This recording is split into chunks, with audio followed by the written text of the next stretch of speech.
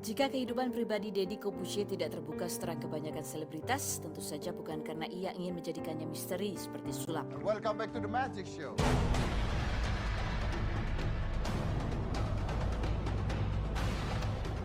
Bagi Deddy itu wilayah yang tak perlu terlalu banyak dibahas, meski ia juga tak benar-benar tabu bercerita.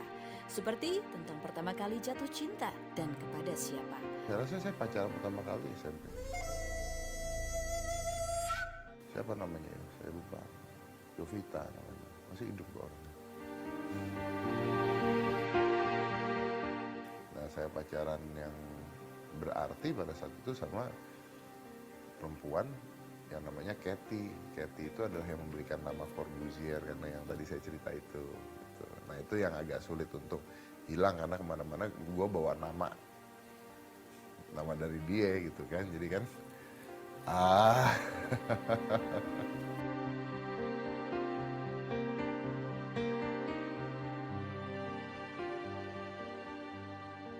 Sekitar tahun 2004 ada Kalina Oktarani, seorang model di sisi Deddy sebagai partner kerja.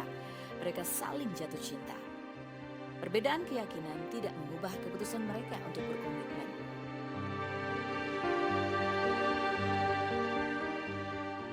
Pertama kali ketemu sama seorang Deddy Corbuzier.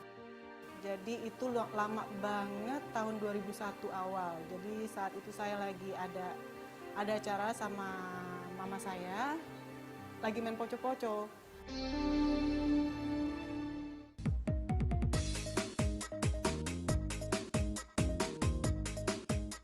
Sebenarnya itu pertemuan kedua kali sih. Pertama kalinya kita kenalan sama dari sahabatnya Mas Deddy. Kebetulan juga saya sempat deket sama sahabatnya Mas Deddy. 1 tahun kemudian ketemu di suatu acara, saya lagi nari poco-poco yang menurut Mas Deddy saya paling cantik. Kenapa? Karena di situ isinya oma-oma, opa-opa.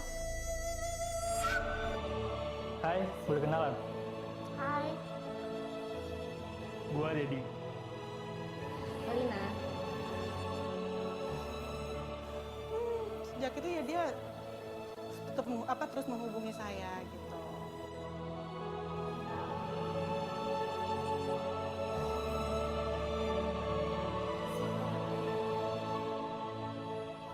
akhirnya udah terus kita pacaran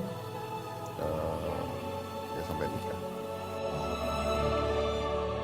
Kita pacaran 4 tahun, memutuskan menikah di tahun 2005. Seharusnya di 2004, tapi waktu itu karena perbedaan agama yang kita miliki, itu yang menjadi pertimbangan. Dan untuk saat itu kita mau menikah, pasti saat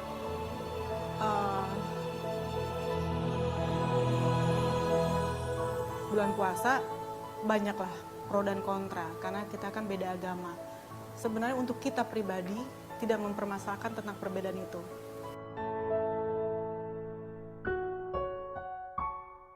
Deddy dan Kalina menikah 25 Februari 2005. Dari pernikahan mereka lahir seorang anak laki-laki yang diberi nama Ascanio Nicola Corbuzier 4 Juni 2006. Sejak kita pertama tahu bahwa saya mengandung seorang bayi, Mas Deddy selalu menjaga saya.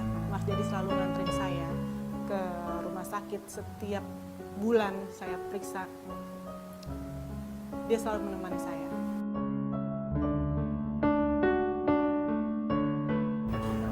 Ntar kalau misalnya kita lahir, kamu cewek apa cowok? Aku sih pengennya cewek biar kita bisa main bareng. Saya ada hasil buah cinta kita berdua, itu luar biasa sih. Oh, dia ngelahirin tuh saya rekam, proses ngelahirin. Saya rekam, sampai keluar tuh saya rekam tuh semua. Saya ada videonya tuh. Tahan sayang.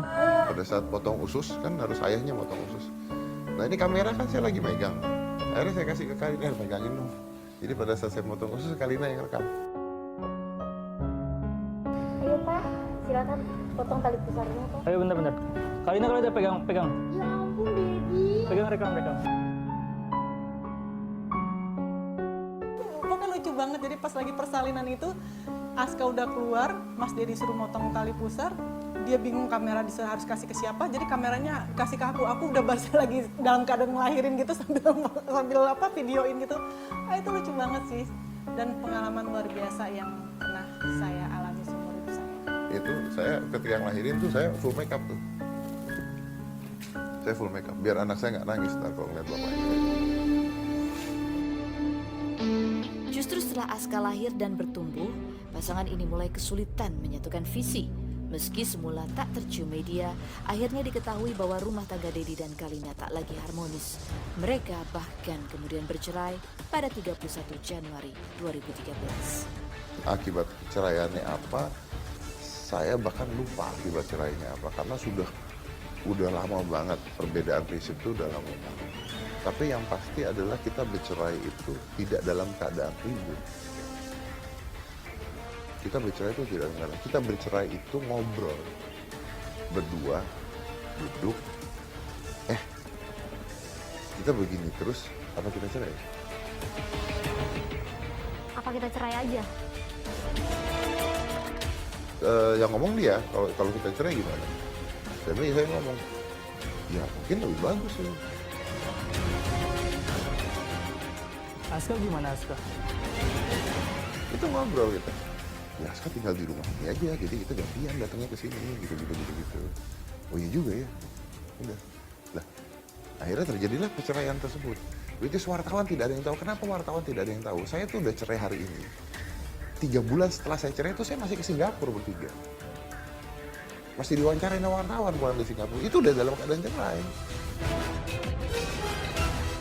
Beliau, saya menikmati hari-hari saya bersama beliau sampai kita mempunyai masalah yang kita tidak bisa selesaikan, sampai kita menemukan masalah yang sampai kita merasa bahwa ini adalah titik dari cara kita mempertahankan suatu rumah tangga, dan kalau misalkan kita pertahankan akan lebih berantakan lagi ke depannya.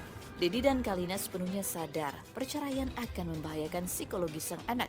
Itulah sebabnya sejak awal komitmen untuk menjaga Aska bersama agar ia tak terlibat terlalu jauh dalam persoalan kedua orang tuanya diupayakan sebagai prioritas. Oh jangan salah, ini yang banyak orang nggak tahu. Kalina itu sampai detik ini masih saya biayain. Kenapa saya begitu? Banyak nih orang bilang, udah bukan istri lu, udah begini. Ya dia bukan istri saya, tapi dia ibu dari anak saya. Dan saya tidak mau melihat ibu dari anak saya susah. Tapi semulus-mulusnya jalan perceraian selalu ada resiko bagi kedua belah pihak. Dari sisi Kalina misalnya, suka atau tidak, ia jelas kehilangan banyak kesempatan untuk menikmati masa-masa emas putra sematawayangnya, Aska. Orang tidak akan ada yang mengerti.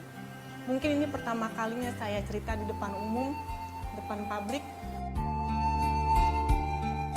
Saya bekerja bersama Mas Dedi. Penghasilan saya karena saya menjadi asisten seorang Deddy Corbuzier. Kalau saat itu saya ambil anak saya tidak bisa memenuhi kebutuhan anak saya. Dan saya tahu bersama bapaknya, Aska akan mendapatkan apa yang dia butuhkan. Bangun pagi-pagi dan saya tidur di saat malam, tidak ada anak saya di samping saya. Sedih banget. Dan orang nggak tahu kesedihan seperti apa yang saya rasakan. Saya seorang ibu yang menginginkan anaknya bahagia. Seorang ibu yang menginginkan anaknya mendapatkan apapun yang dia butuhkan. Dan saya berterima kasih untuk itu. Jadi kesedihan saya tutupi semuanya. Dan sekarang saya bahagia karena saya melihat anak saya bahagia. Kenapa Aska tinggal sama saya? Konsep awalnya tuh rumah ini jadi milik Aska. Kita yang pindah. Nanti gantian. Atau ketemu bareng. Itu ceritanya awalnya. Cerita awalnya seperti itu. Nah, tapi endingnya Aska itu tidak bisa tidur kalau nggak ada saya. Karena dia takut sama zombie. Jadi ini cerita anak kecil gitu. Ini tuh cerita anak kecil. Jadi kenapa Askanya ikut bapaknya? Loh ini banyak yang nggak ngerti. Ini tuh cerita anak kecil. Aska tuh takut sama zombie. Kalau dia tidur sama mamanya, menurut dia mamanya nggak bisa nyelamatin dia dari zombie. Bapaknya kuat bisa nyelamatin dia dari zombie.